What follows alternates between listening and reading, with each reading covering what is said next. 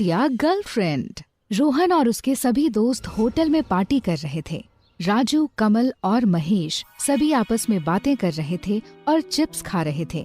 थोड़ी देर बाद रोहन, कमल और महेश तीनों की गर्लफ्रेंड भी होटल में आ जाती हैं और तीनों के साथ बैठ जाती हैं। लेकिन राजू अभी भी अकेला बैठा हुआ था, उसकी कोई गर्लफ्रेंड नहीं थी।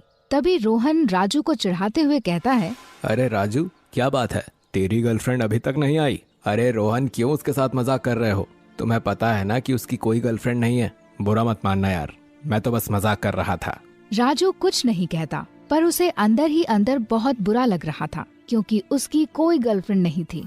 थोड़े दिनों बाद राजू की एक गर्लफ्रेंड बन जाती है जिसका नाम सीमा था।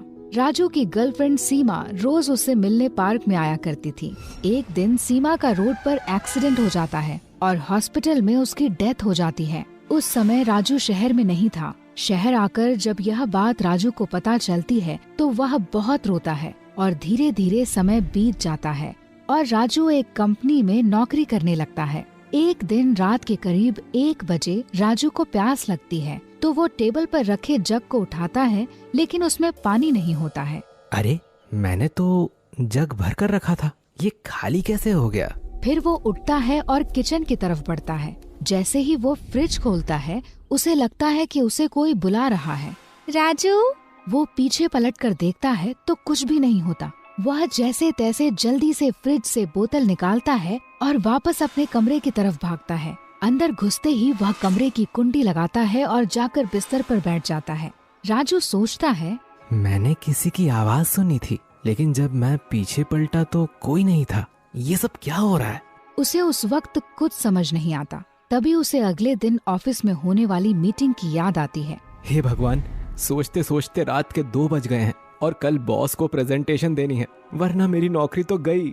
फिर राजू पानी पीता है और कुछ देर करवट बदलने के बाद उसे आखिरकार नींद आती है। सुबह होते ही उसके बॉस रमेश का फोन आ जाता है।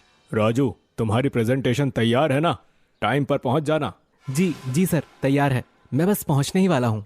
इसके बाद उसके बॉस का फोन कट कर देता है और जल्दी से बाथरूम की तरफ भागता है और नहाकर बाहर निकलता है। जैसे ही वो फ्रिज से दूध निकालने के लिए दरवाजा खोलता है तब उसे लगता है जैसे कोई उसके पीछे खड़ा हुआ है।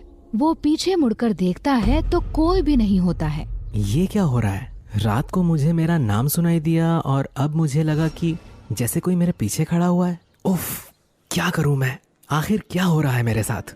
खैर छोड़ो, ये सब बाद में सोचूंगा। पहले ऑफिस निकलता हूँ, नहीं तो आज शामत आ जाएगी। राजू जल्दी से लिफ्ट में आ जाता है और नीचे पार्किंग से अपनी कार निकालता है और ऑफिस पहुंच जाता है। उसका बॉस कहता है, जल्दी कॉन्फ्रेंस रूम पहुंचो, तुम्हें प्रेजेंटेशन देनी है। इसके बाद राजू अपने केबिन में पहुंचता है और अपनी फाइल उठाता है और कॉन्फ्रेंस रूम की तरफ बढ़ता है। लेकिन उसके दिमाग में अभी भी रात और सुबह की बात घूम रही होती है।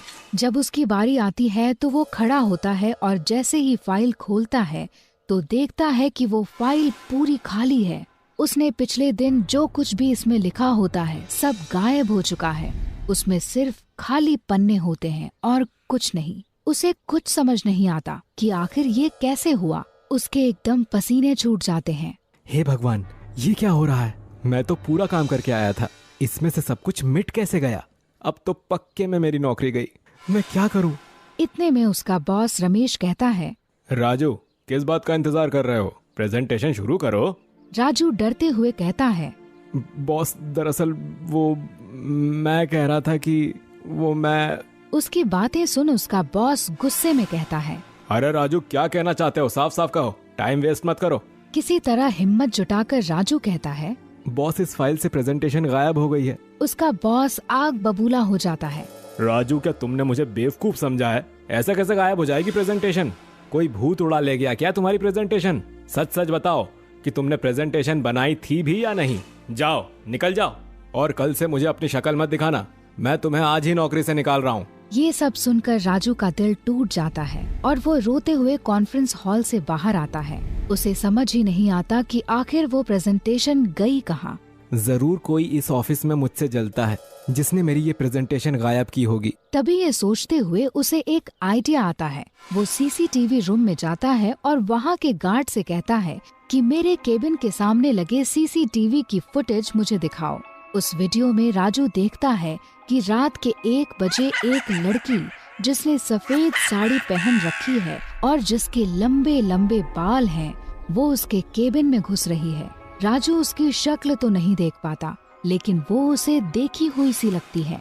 राजू, ये लड़की तो कुछ जानी पहचानी सी लग रही है, लेकिन आखिर ये है कौन? लेकिन वो समझ जाता है कि इसी लड़की ने उसके केबिन में जाकर उसकी फाइल डिलीट की होगी। वो भागता हुआ अपने बॉस के केबिन में जाता है और कहता है कि बॉस, मुझे पता चल गया है कि किसने मेरा सारा काम डिलीट किया है। राजू कहता है कि आपको इसके लिए मेरे साथ सीसीटीवी रूम में चलना होगा। राजू अपने बॉस के साथ सीसीटीवी रूम में पहुंचता है और गार्ड से कहता है कि वो कल वाली वीडियो जरा फिर से प्ले करना। जब गार्ड उस वीडियो को प्ले करता है तो इस बार वीडियो में कोई लड़की नहीं दिखती। उसका बॉस पूछता है, क्या हुआ राजू, तुम मुझे क्या दिखाने लाए थे? बॉस, अभी कुछ देर पहले मैंने इस वीडियो में देखा था कि एक लड़की मेरे कमरे में घुस रही है। राजू, लेकिन अब इसमें कुछ भी नहीं दिख रहा। उसका बॉस चिल्लाते हुए उसे कंपनी से बाहर निकाल देता है। नौकरी चले जाने से राजू को नींद नहीं आ रही थी। इधर उधर करवट बदलते बदलते रात के 1 बज जाते हैं और फिर से उसे प्यास लगती है। वो उठता है और फिर से उसके जग में पानी नहीं होता। वो हैरान होकर किचन की तरफ जाता है और जैसे ही फ्रिज खोल के देखता है, उसे आवाज सुनाई देती है, राजू। वो जैसे ही पीछे पलटता है तो उसने देखा कि पीछे उसकी गर्लफ्रेंड थी, जिसकी 2 महीने पहले एक्सीडेंट की वजह से मौत हो गई थी। उसने सफेद साड़ी पहनी हुई थी और उसके बाल भी खुले हुए थे। सीमा, तुम तो... हाँ, अब मैं भूत बन चुकी हूँ। मैं ही कल तुम्हें रात में आवाज दे रही थी। मैं ही आज सुबह फ्रिज के पीछे खड़ी थी और मैंने ही तुम्हारी प्रेजेंटेशन वाली फाइल डिलीट की थी। मैंने ऐसा क्या किया कि तुम मुझसे बदला लेने आई हो? एक्सीडेंट के बाद मैं हॉस्पिटल में थी, लेकिन तुम मुझे एक बार भी देखने नहीं आए। मैंने तुम्हें कितना याद किया, कितनी बार तुम्हें फोन किया, लेकिन तुमने मेरा फोन भी नहीं उठाया। तुम मुझे गलत समझ रही हो सीमा, ऐसा नहीं है। मैं शहर में नहीं था, मैं तो शहर से दूर था। तुमसे बहुत प्यार करता था और तुम्हारे मरने के बाद कई दिन तक रोता रहा। सीमा को जब ये सच्चाई पता चलती है तब उसे अपनी गलती का एहसास होता है। मुझसे बहुत बड़ी गलती हो गई राजू, मुझे माफ कर दो। आज के बाद मैं तुम्हें कभी परेशान नहीं करूंगी। और ये लो तुम्हारी प्रेजेंटेशन की फाइल। कल इसे अपने बॉस को दिखा देना, वो तुम्हें तुम्हारी नौकरी वापस दे देंगे। तुमसे मिलने के लिए अभी तक मेरी आत्मा तड़प रही थी, लेकिन अब मुझे मुक्ति मिल जाएगी। इसके बाद दोनों एक दूसरे के गले लगते हैं और सीमा की आत्मा गायब हो जाती है।